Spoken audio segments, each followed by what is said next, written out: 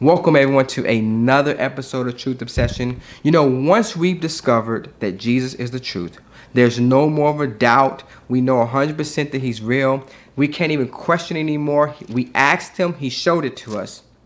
So now that we know that, we believe it in our heart, we confess it with our mouth, and the Bible says, then his spirit comes and it dwells in us.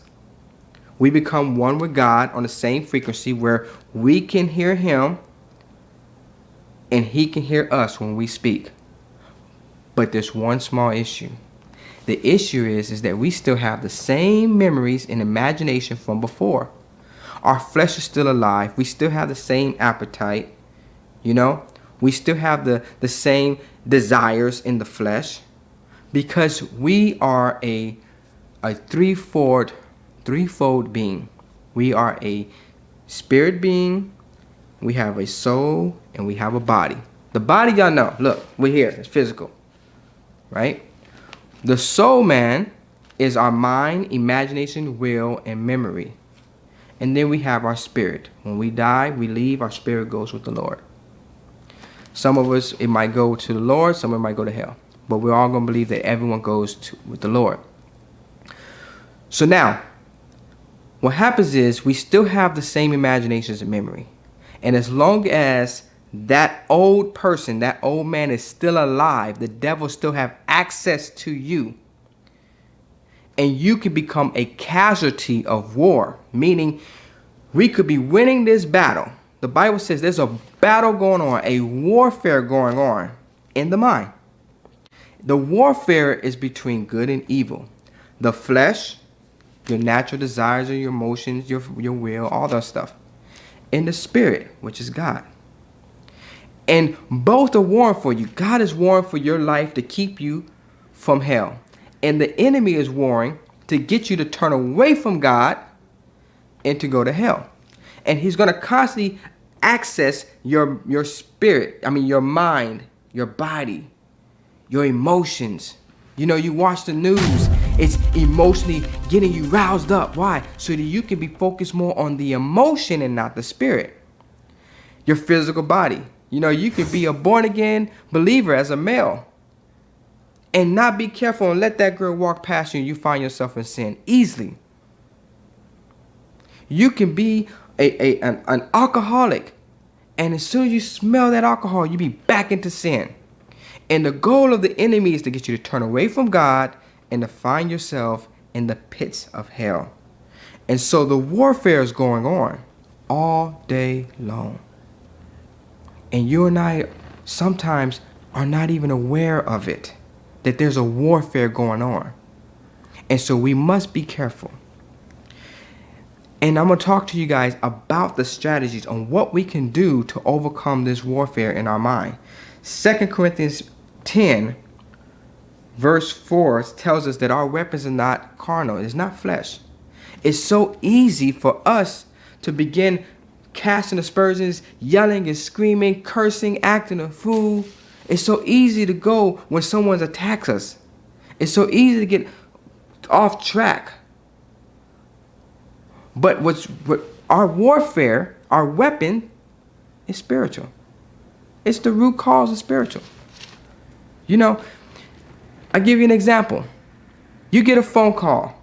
It's a tragic phone call. One of your family members is sick or in the hospital. Your heart starts pounding. You're racing. You can't think. You're in the car. You're trying to get to the hospital. No thoughts of prayer come to your mind because you're just, I gotta go. Yes, that's your mind. That's your emotions. That's your mind. Your adrenaline. Everything is kicked into third gear, fifth gear. But what happened? Something spiritual, because all things that we see on this earth is spiritual. All invisible things are created. All visible things are created by something invisible. Everything you see here was created by God, and every chaotic thing was created by Satan. And there's a war going on. So the enemy attacked your family member. You got the news, the information transferred, the energy transfers to you. You begin to react. Your flesh, your soul, your imagination, everything kicks in. And you begin to react to the news that you hear.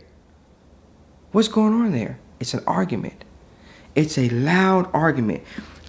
Verse 5 says, we must cast down arguments. I bet you never thought about it, that there's an argument going on in your brain. You know, I had a friend tell me one time, he said, he was telling me about the issues with his wife. And me being me, I gave him the Christian thing to say, you know. I said, why don't you pray about it? Thinking it was just that easy. Just go pray about it. He goes, I can't pray about it. You know, I'm angry. All I can think about is this and that and everything she said and everything she did. And I can't think about, I'm in a car and I'm just driving and I'm speeding and I can't concentrate. What's going on there? There's an argument going on.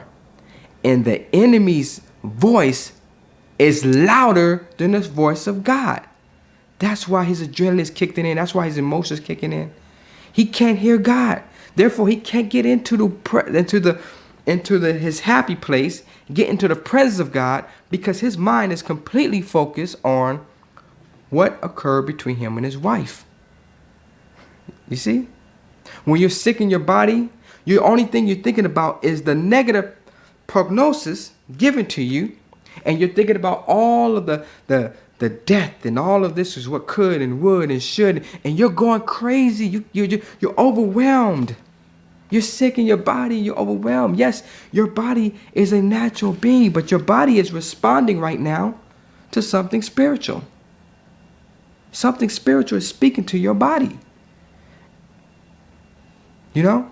That's why I talked to someone the other day. It was very hard for me to pray for them because they were so convinced the sickness had took over their body.